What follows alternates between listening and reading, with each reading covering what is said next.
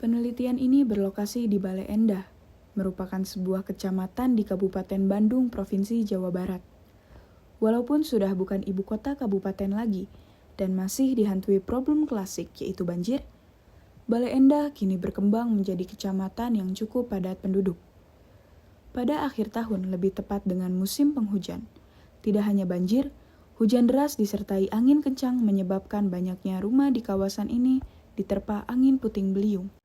Dan kami akan mengambil informasi dari data yang ada pada Kelurahan Bojong Malaka, Kecamatan Bale Endah, yang terdampak bencana angin puting beliung.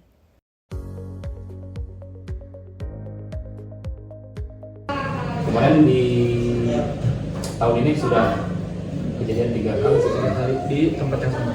di tempat yang sama, cuman berubah ada perubahan tingkat keparahan itu dari titik yang berbeda. Lagi nih, waktu awal titik parahnya itu di RW 16 ini, titik parah.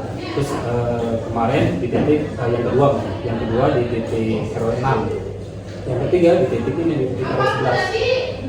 Jadi kalau misalkan kerusakannya memang variasi gitu ya. Terus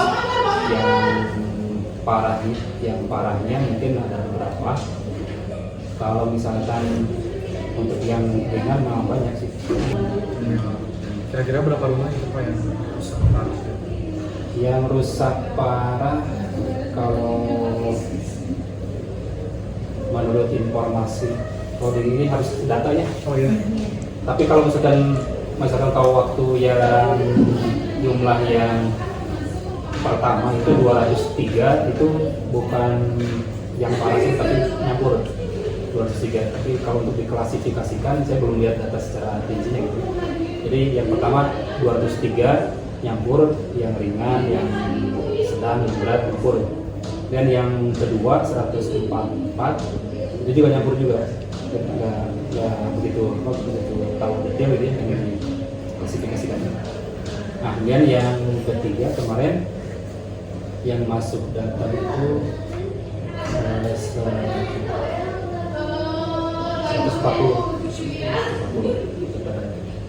Sebenarnya kalau misalnya untuk rincian kerusakan atau detailnya gitu, memang biasanya asesmen dari ini BPBD. Kita jarang melihat atau jarang dikasih kopiannya sih. Oh gitu, jadi bukan handle by ini gitu ya, BPBD ya? Jadi yang asesmen ke lapangan BPBD didampingi oleh pemerintah desa.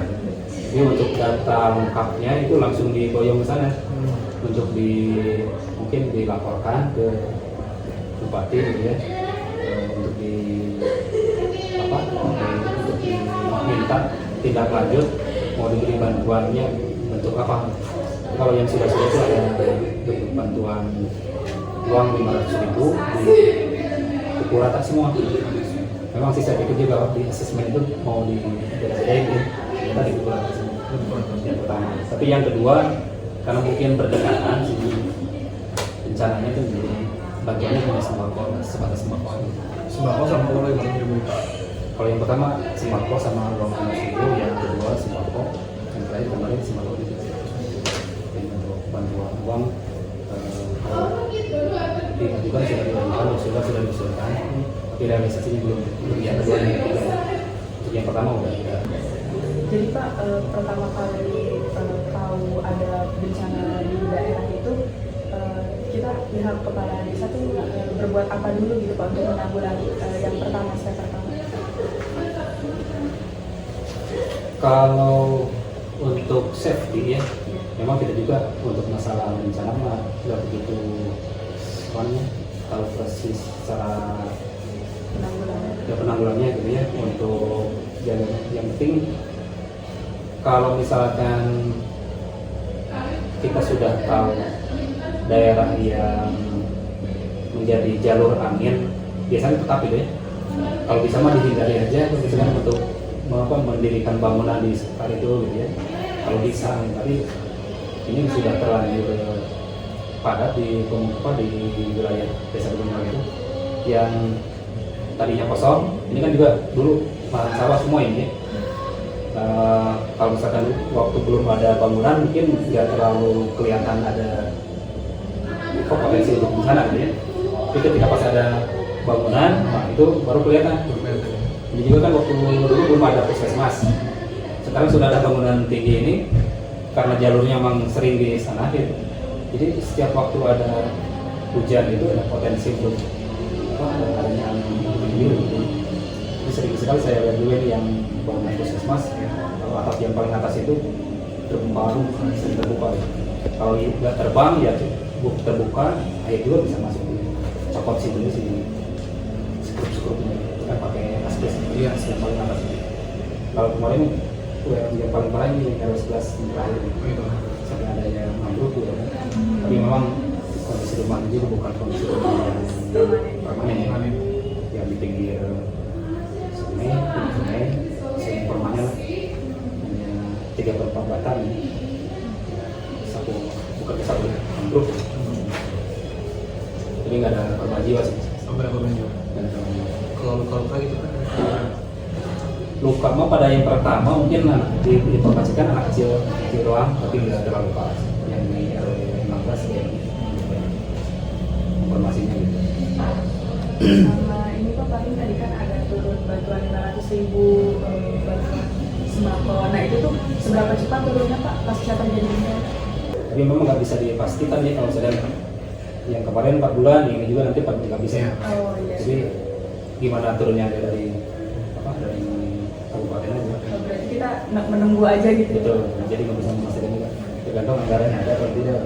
Hanya kita konfirmasi ke bagian dari aja. Untuk masalah nanti pencairannya sudah ada kasusnya atau belum gitu ya. Kita hanya mengajukan sih, nggak bisa memastikan cair atau enggaknya. Makanya yang ini memang sudah kayak rutin itu jalur anginnya. Terus yang daerah BMI sama Jatimekar juga sama gitu. Jadi mengingat emang daerah ini emang daerah alurnya angin yang menetap gitu ya Pak ya. Terus ini bukan kali pertama juga. Nah kira-kira tuh pemerintah desa pernah membuat kegiatan gitu Pak mengenai mitigasi bencana gitu Pak? Kalau mitigasi bencana dulu hanya keterkaitan dengan semacam bencana banjir sih, bencana banjir untuk evakuasi si korban banjir diarahkan untuk berada di titik kumpul yang sudah ditetapkan gitu ya. Hanya itu aja, tapi kalau untuk angin belum. Kita juga untuk untuk persiapannya gitu ya, untuk mitigasinya kita juga belum menemukan cara yang mau direncanakan atau mau dilaksanakan seperti apa gitu ya.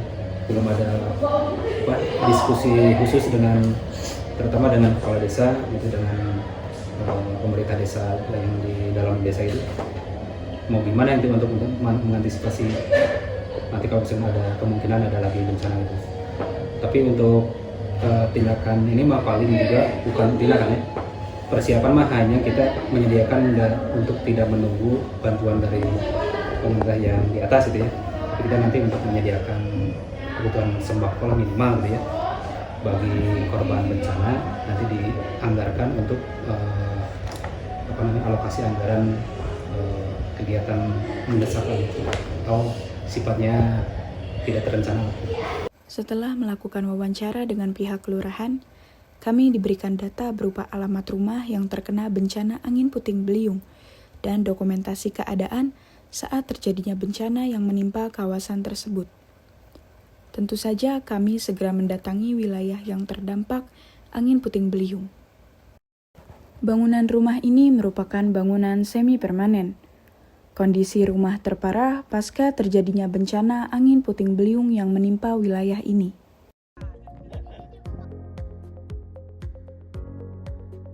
Di sini tuh Ibu emang sering ada angin puting beliung ya? Atau gimana? Sama barangkali di dia.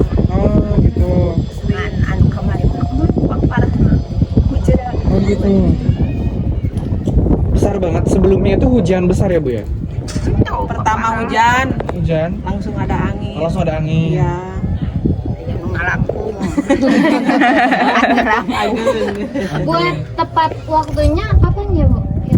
Paparalah kan menuju di jero yang si Aki. Tiba-tiba Mau hujan. ya Sedikit-sedikit. harinya Hari Jumat. Oh, Jumat kemarin ya? Lama. Ada lama. Udah hampir sebulan lebih. Oh, udah sebulan. Lama ya. Bisa parah bisa. Ada perbaikan nggak Bu misalnya dari desa gitu kan? Ada dari desa nggak ada. Gak ada bantuan dari Nggak ada. Cuek punya Anak-anak dari tetangga dari tetangga. yang Bareng-bareng. yang ngajuin ke material-material itu tetangga. Ada yang ngasih. Dananya juga dari tetangga gitu Bu, nggak ada dari pemerintah. Oh gitu. Dari RT RW. sama. RT RW ada. Berarti masyarakatnya masih gotong royong. Iya. Soalnya kan seminggu tuh lumayan agak apa sih basi baru gitu, tapi udah Udah jadi lagi bangunannya gitu. alhamdulillah. Tetangganya pada baik. Iya. Beresin mah sama anaknya. Kalau yang ada. Nyawe.